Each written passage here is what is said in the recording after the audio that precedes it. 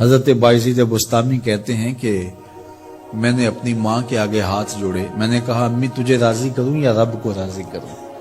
تو اپنے حق مجھے معاف کر دے، اللہ کو میں راضی کر لیتا ہوں۔ ماں نے کہا جاؤ پتر میں اجازت دیتی ہوں۔ گئے جنگلوں میں ذکر و فکر میں لگے رہے، تنہائی میں اس کو یاد کرتے رہے، دن رات ذکر کے چراغ روشن رکھے۔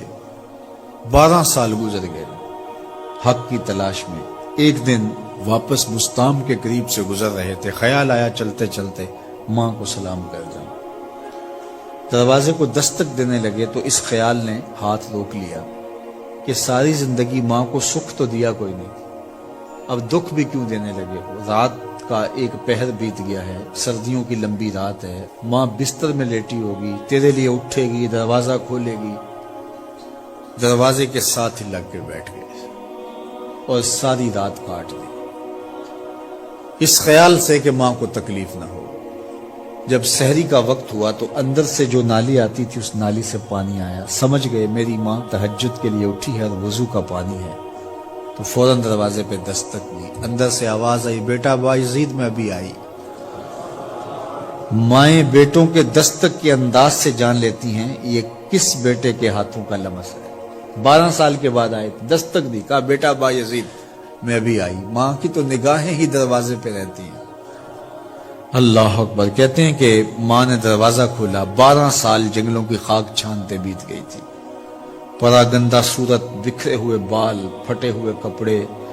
میری ماں کی جب نگاہ میرے پہ پڑی تو اس کی چشمان سے موٹے موٹے آنسو ٹپکنے لگے اور اس نے ایسے ہاتھ پھیلا کے کہا مالک میرا بیٹا باعزید تیری طلب میں نکلا تھا، تو نے ابھی تک اسے اپنا قرب نہیں دیا۔ حضرت باعزید بستامی کہتے ہیں 12 سال کی ریاستوں سے جو کچھ نہیں ملا تھا ماں کے اٹھے ہوئے ہاتھوں سے مل گیا۔ میں نے کہا مالک میں تجھے کہاں ڈھونڈ رہا ہوں، تو کہاں موجود ہے؟ تو ماں باپ کی رضا اللہ کی رضا کا دروازہ کھولتی ہے۔ جن لوگوں کے ماں باپ ناراض ہیں اور وہ جا کے پیر صاحب کی خدمت کرتے ہیں اور میاں ماں کے قدم چومو، باپ کی ٹانگیں دباؤ، ان کی خدمت کرو، تمہارے پہلے مرشد وہ ہیں، ان کو راضی کرو، پھر کسی شیخ کامل کی صحبت میں آنا، دیکھو کیسے دل کی بند کھڑکیاں کھلتی ہیں۔ ایک مرشد تو ناراض کر آئے اور دوسرے مرشد سے تمہیں کیا ملے گا؟ تو راستہ یہیں سے کھلے گا۔ والدین کو کبھی ناراض نہ کرو، والدین کو کبھی دکھ نہ دو، والدین کو کبھی تکلیف نہ پہنچاؤ، اور والدین کو بھی چاہیے کہ اپنی اولاد کو اپنا نافرمان نہ بنائے۔